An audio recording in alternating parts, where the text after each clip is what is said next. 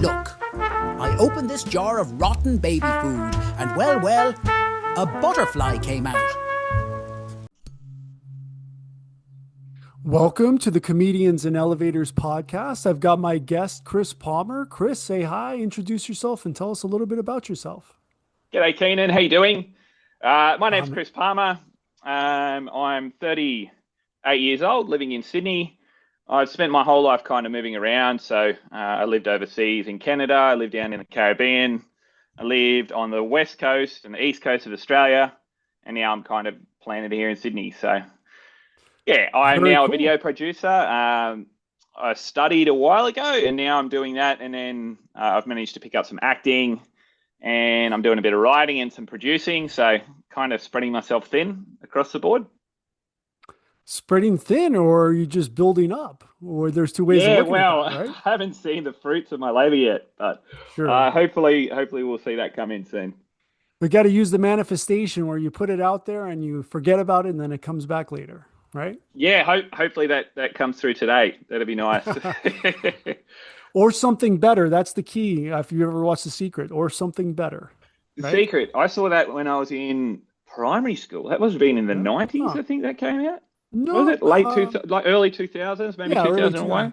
2000. Yeah, around there, or at least when the movie. Yeah, you got to hope for this or something better, and that's the key, right? Yeah, fantastic. Well, you ready to get into it? I am, yeah. All right. So the whole point of the podcast is to compare and contrast the comic versus the comedian. So I define the comic as any person telling funny jokes versus the comedian who's a funny person telling any jokes. And I'm sure many people would agree that you start as a comedian and evolve. I'm sorry, start as a comic and evolve Yeah, into a comedian. Would you agree? I agree, yeah. All right. Well, then let's get to the first question, which is about the role of persona in comedy. So, how much of the comedian's voice is a character versus their real self? Um, I think it goes both ways. I mean, you've got, for example, Sacha Baron Cohen, who plays all his famous roles. They're definitely not him. Hmm. Like Borat, like he was, I don't know if you know, but he was, I think, married to Isla Fisher, and she got upset because he wouldn't get out of character. So she wasn't in love with the character that he put on, but she was in love with him. So that obviously wasn't a reflection of himself. Um, but I think that was because he's kind of refined that character. I think comics would probably lean on it a bit more out of necessity, rather comedian doing it out of kind of out of what their intent is. Does that make sense? Yeah, absolutely. So there's a third element that I'm trying to understand, especially with characters like that, where you have the comic, you have the comedian, and I would say in those cases, like with Borat, it's the magician because you're Yeah, okay. He's evolved right. That's past comedian. Is that what I you're think saying? Or kind so. of step to the side? I think so. I think it's there's another dimension there because, yeah, I mean, I'm playing with that because how do you really identify what's going on there? Because I think it's something other than comic and comedian. It's more like acting, but it's, method acting and comedy. What is that exactly? I would say that's the magician, right? So does authenticity matter or is illusion part of the magic? Um, are you talking about the magician still, or are you talking about a comedian? I'm talking about all three. I'm just trying to figure out Okay. where is it relevant? Where is the authenticity land? Well, it probably is down to the the individual. I mean, for example, Dave Chappelle, he's Mhm. very authentic in his later years. So if you watch his stand up now, when he's on stage, he's basically just talking to the crowd about his own experience, and he's very sincere and very authentic. Um, and that really works for him. But if you look at his earlier stuff, like the Chappelle Show, there was definitely it was not authentic. It was kind of slapstick to a certain level. Um, and then I think, yeah, it's probably down to the individual, I reckon. What Okay. do you think? So I'm thinking that, for example, Dave Chappelle, perhaps he started as a comic and then he actually evolved Yep. into a comedian by living a lifestyle and knowing that the authenticity, if he doesn't have anything interesting or funny about his true life, he has to make something up and actually live Yep. it, right? So that's how I see what he's doing. And that's partly where I'm coming from with this podcast is, that's kind of what I can generate a lot of stand-up material based on the reality of what's happening right now. So let's see if we So where can do you think generate you some. are? Do you think you're in that stage of crossover, or are you which side are you on? Do So you think? right, so right now, I would define what you see right now as the comic. I have a visual persona. When you see, the characters in front of the screen here, which you can't see yet, those are literally comic characters. But the whole goal is, of course, I do stand up, and that's comedian. I don't look like this necessarily doing that, but to evolve into perhaps the magician. And so there's the whole arc, and I'm literally trying to construct it right before your eyes. So there's a whole Perfect. process to that. So that Good on leads you. to the next question, which is punching up versus punching down. So where do comedians stand on this, or comics versus comedians stand on this? So let me put it in a historical context. Did a Yep. jealous medieval prince become the first comedian by killing the court jester? If he was funny afterwards, maybe. So it's, um, it's a hypothetical. yeah, well, I think there's definitely like the shock comic has built a career off that, right? Like they typically punch down, um, but it's I think it's fair play if it's funny. Like I think anything is fair play if it's funny. If it just comes across as mean, then I Yep. don't think it works at all. But I think you can get away with anything. I think the idea of the comedian or the comic is to push that, right? They're meant to. I think back in the day, the with kings when you're talking about kings and queens, that the jester was the only one that was allowed to make fun of the king. Right. And when the king killed the jester, then it was a sign that the system was corrupt, that things Right. had So gotten so in this bad. context, I put it as the prince. So he's not necessarily the king, but he's Yeah, replaced the jester, right? In this new, because the jester is a comic. I don't yeah. think he's a comedian. Some would argue, maybe you do. Maybe you argue he's the Maybe comedian. he's a magician. I don't know, depending on Maybe he's the jester. not if he got killed. He missed that one. He missed, Yeah, didn't see that right? coming. Yeah, And maybe that's where I'm going with this is the prince actually killed the jester, became the comedian, and then transformed into the magician. Who knows? Maybe that's the evolution of it. yeah. So is the audience agreement with the comedian a form of permission or alignment? Permission. I definitely have been to shows and seen shows where the comedian says some real outlandish shit, and that you don't agree with it, but it's just funny. So you're giving when you laugh, you're giving them permission to be able to be that person or put on that mask, so to speak. It's definitely I don't align with those values, but I can find it funny. Okay. Would you think maybe the comic is trying to align perhaps more than the comedian? I think yeah, because they haven't evolved yet, or kind of they haven't died and become the comedian yet. They're still figuring it out, and they they would rely. I think they err on the side of caution more than the comedian does. So probably. Okay. So cultural translation of comedy. How do jokes that work in one country bomb in another? I don't know. I was actually watching a bit. It wasn't a bit, but it was on Rogan, Louis C.K., Hmm. which might be the goat. I don't know, but a hilarious guy. He was saying how uh, he was in Australia, in Melbourne, and he was saying jokes that were killing in the US, and it was just bombing here. No one was, um, no one was laughing at it. And I mean, he's definitely a comedian.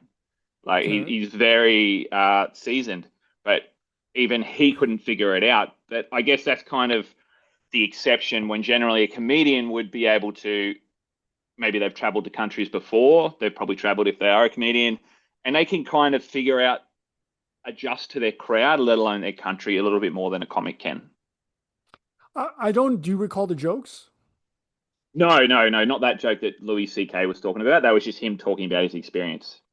So I could see perhaps where the experiences were generated in an area that, the other place is not familiar with at all. And so you don't have the context, even though he's talking about himself, right? So if I'm making jokes about comedians and elevators podcast and nobody's seen it, They don't know Yeah, what the hell I'm talking yeah, about, right? So there's yeah. kind of a follow through there. So would you say that comics are more universal while comedians are more culturally specific? Yes. I only because I think that again the comic errs on the side of caution more, and they're going to be more. They're going to try to appeal to a wider range because I think on a general sense less they're more risk averse. That they're gonna tell jokes that appeal to a larger crowd. I think. What do you think? I'm not sure. I mean, part of this is trying to figure out what is the moral compass and what is the kind of, when I say moral, this is because of my personality type, kind of attach that to everything. And that's how I kind of filter things. So there's that lens that I'm looking through. And I ask other people, well, what do you think?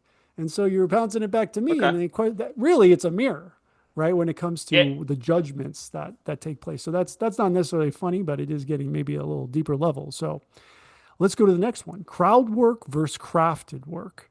So, if comics riff, which I argue, like influencers, and comedians perform like in reaction videos on YouTube, where is the sweet spot? Um. So you said you believe that comics riff. I think so. I think they do it more like crowd work. Okay. Unless you disagree, maybe you see it another way. No, that's a really good question. I would say comedians definitely would be more polished in their preparation. So I think they Yeah. definitely go on stage with material and rely more on themselves rather than rely on others to get the job done, so to speak. Maybe they've in the past they've tried to riff or they've relied on the crowd more heavily, or they've been attacked by hecklers and it's gone bad. So I guess they've built more of a defense mechanism. So I guess one of the first things is avoid that as much as you can and just build your own work. Right. So, yeah, absolutely. So, what happens when a comic leans too much into crowd work or when a comedian gets heckled? Um, well, I think if a comedian goes back and forth too much with the crowd, with a heckler, it's kind of like graffiti. If there's no graffiti, there's no graffiti. But if one person graffitis somewhere, then someone else will graffiti, then someone else will graffiti. And if one person in the crowd is given permission to have a back and forth, then I think others join in to a level as well. And the whole show kind of then just turns into a back and forth between different people in the crowd. But unless you're going for that, I think it's kind of good to maybe you've got to be able to entertain it or shut a heckler down. But I don't think you can go back and forth, or it can kind of get out of control. So what you're saying is that if you do too much crowd work, you can generate a heckler? I think so. I Okay. think hecklers are there no matter what. But I think if you and the heckler might not do it out of ill intent. They might just do it out of kind of wanting to join in or wanting to be part of the show. Well, that's an interesting one. Okay. I've seen them mostly be kind of negative, but yeah, trying to Okay. join maybe upstage. Of course, it's difficult when the comedian's holding the microphone. The heckler's not going to be louder for the most part. But No, not at yeah. all. I think one of the best comebacks to a heckler I saw was Flight of the Concords. I know you're aware of them. Oh, it rings a bell, but it's not striking me. Uh, excellent, excellent duo out of New Zealand. They're musicians, so they actually had a TV show on back in the day. It's great, but anyway, so I'm digressing for a second. But they did a show in London, and a heckler started yelling out, and they just said, "Oh, give your hecklers to the security. They'll bring them around the back. Thanks." But the way they said it, it was they're very soft characters, and it actually made the show better. I think by handling it so well and by dismissing it so quickly, it actually improved the show. Okay. Okay. Yeah. So advertising and self-promotion. Who advertises themselves more, the comic or comedian? You know that place where you're not conscious and you're not sleeping either? That's your power bill to the electric company. Right here. I want us to be here with free energy. where the Wardenclyffe Tower meets the Eiffel Tower. But that's not where we are. We are here, where you've got the utility and you've got residential solar. Between these two, we know which one saves you money. This is where we can go in the meantime. But this is where I want us to be now, and this can be done now. So let me deputize you to represent DOSE, Department of Solar Efficiency, and let's get on the podcast and get the message out today. See you soon. I think comedians advertise more on a larger scale. Okay. So you might get comics bill posting, but you'll get comedians radio advertising. And that, I think that's probably scale of venue. Maybe. No, I mean, there's different ways. You said radio, which is not something here for comedy, but is that what you experience? No, I meant just media in general. So it could be, I think if you see, for example, Arj Barker's coming to the Sydney Entertainment Complex, which is a big venue, you'll hear it everywhere. You hear it on the radio, you'll hear it on the TV. I mean, probably not TV anymore, but yeah, probably.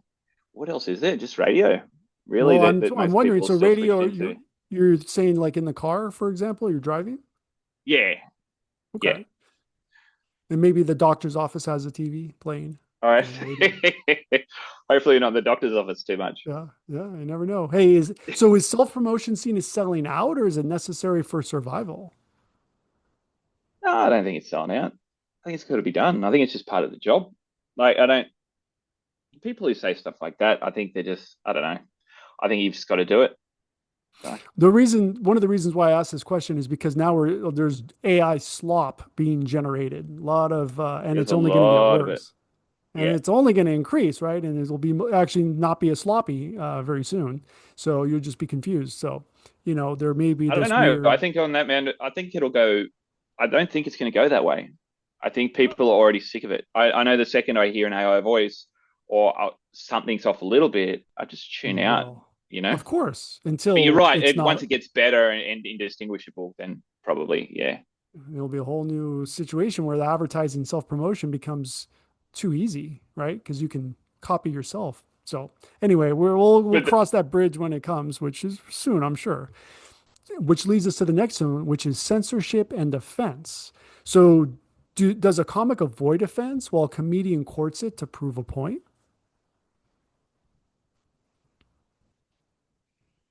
I think a comedian should court it. I think the second comedians don't, then there's a problem. I think the world got pretty crazy there. I think we're coming out of it now. Um, Generally, the comedian's meant to be the last line of defense, right? They're meant to be the ones that should be able to kind of get away with it. When they start attacking comedians, I think there's a real problem. But comics, I think, would have to take it a little bit easy, I guess. Again, they're not as well known, so they're easily squashed. You know, all it takes is if you don't have much of a crowd, and then you can get stopped before you get started. But if you're a comedian, you've got enough of a following, it doesn't matter. Like you're not gonna, if you say something that's offensive, yeah, you're gonna offend someone, but you're still gonna have that loyal base that love you for doing the things that you did. Makes sense. So who survives Mm. better in the cancel culture environment? I know it sounds Comedian, like the comedian, comedian. Yeah, but what if the comic can switch it up because nobody knows? it's a good question. Um, I think that the comic are probably right, but it would just extend their road a little bit longer. Like if they're tenacious enough, if anyone's tenacious enough, you can get where you want to go. But I guess the road will just get longer for them. But stuff it, man. Why not? Yeah. Okay. So timing and delivery, science or art. So do comics rely more on structure and comedians more on rhythm and emotion?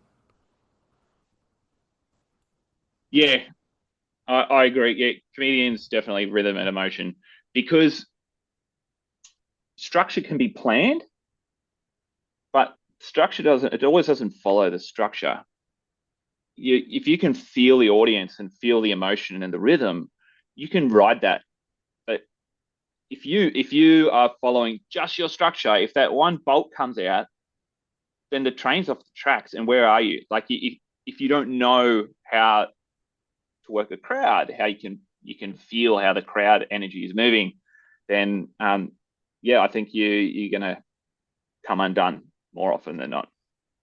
So how can you get back on the rails with science or with art? Well, with structure, I guess you'd have to in your structure, you'd have to put something there that is kind of like a fail safe, so like the fire alarm, I guess. So if it all falls apart, you've got a zinger there ready to go that can bring Hmm. it back.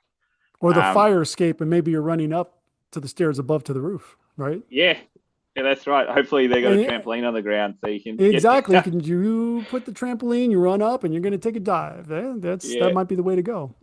So yeah, laughter versus applause. Are comics chasing laughs and comedians chasing applause breaks that validate the message?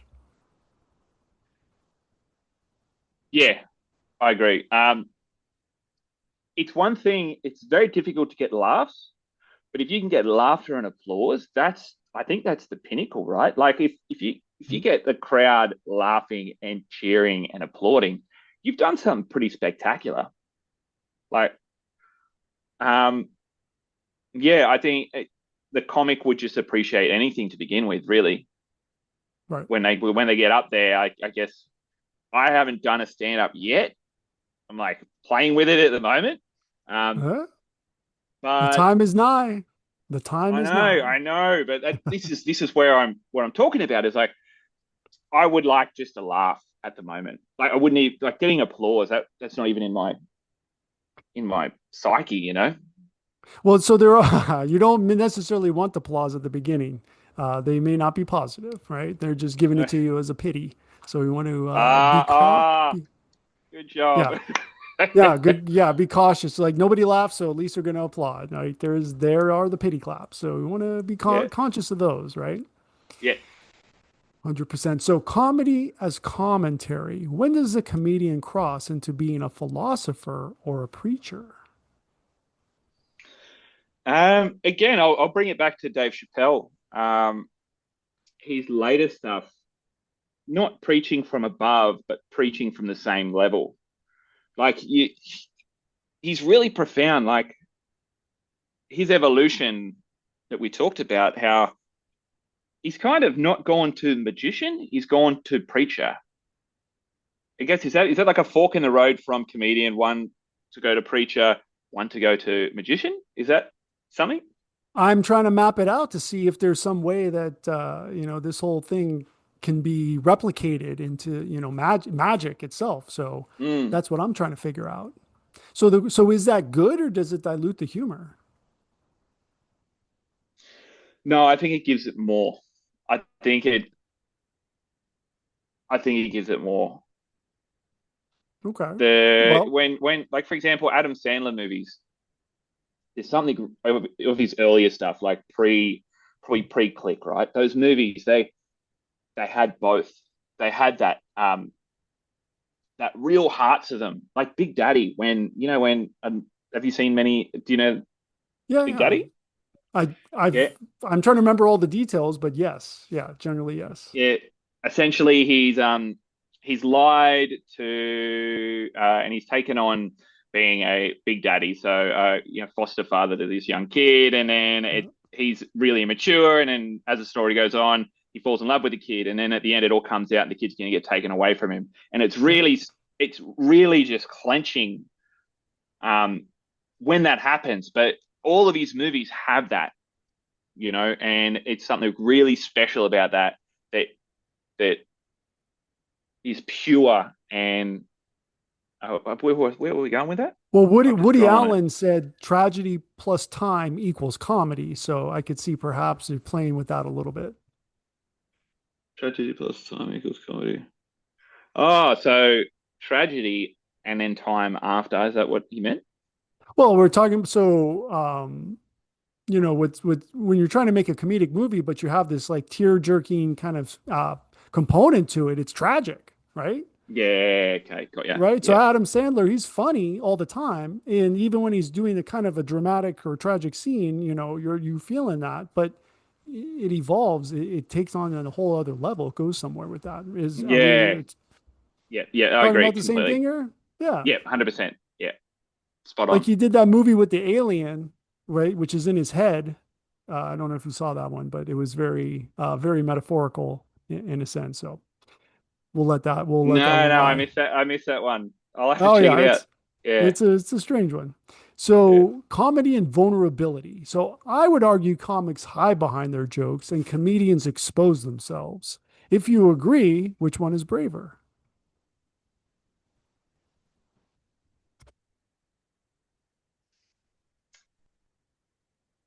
Well, I agree, but I think it's a different type of bravery.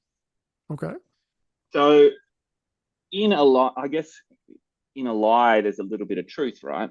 So when the comic is coming up and they're hiding behind their jokes, they're still showing a bit of themselves. That's pretty brave to get up in front of a heap of people and do that. Yeah, absolutely. And then the comedian, they're also they've got armor on from their years of being a comic. So they're also got they're coming from a place of security to be able to expose themselves completely. So I think Right. it's two different types of bravery, but I think they're both like insanely brave Or to different do levels. that. Would you say so the quality of I've never really parsed the qualities of bravery, but you're saying that there's a different quality or a different level. Um, I think it's different level. That's probably the evolution of bravery is to start showing a little and then evolve to show more. And then eventually you want to take all your clothes off. No.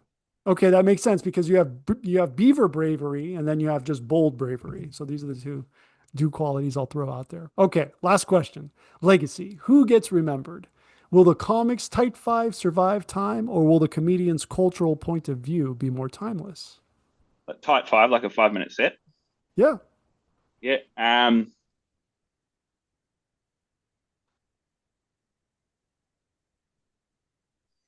I think by my own experience, probably the comedian. I've seen a lot of type fives that I know have been hilarious, but I don't remember them. exactly. And that might Right. be the comedian that, because I've seen more of their work, that I remember them more.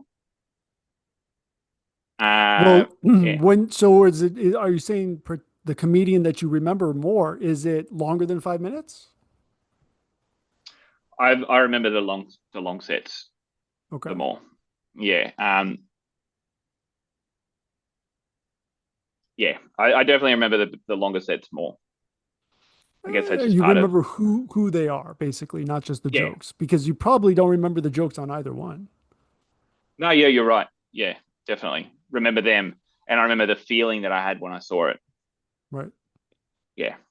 Well, Chris, where can everybody find you online? Um, I've got a probably Instagram, Easy Arvo, and then I guess I got a website, dipproductions.com.au. That's my production, and then chrispalmer.com.au is my acting website. But that'll probably be enough, I reckon. Sure, absolutely. You said Yeah, .com.au or yeah, both of them are .au. Yeah, okay, got it. I didn't get in early enough to get the just the .com, so I've got the Eh, .au on the end. you could do the .org if you're not making Oh, money, right? yeah, maybe one day. Yeah, Awesome, awesome. Well, for everybody watching, please like and subscribe, and we will see you in the next one unreal, Keenan. Nice to meet you. as well.